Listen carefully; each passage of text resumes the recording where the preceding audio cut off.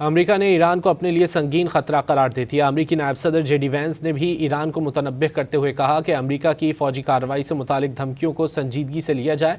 उन्होंने कहा कि सदर ट्रंप ईरान के मसले को सिफारती तरीके से हल करना चाहते हैं, ताहम अमेरिका के पास दीगर ऑप्शन भी मौजूद हैं।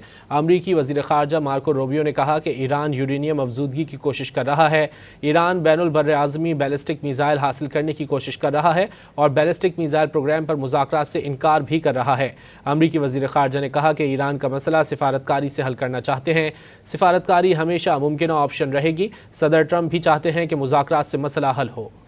There now, actually, and the president was very clear last night that he always prefers diplomacy. But I want you to understand, and everyone should know, that Iran poses a very grave threat to the United States and has for a very long time. They are in possession, first and foremost, after their nuclear program was obliterated. They were told not to try to restart it, and here they are. You can see them always trying to rebuild elements of it. They're not enriching right now, but they're trying to get to the point where they ultimately can.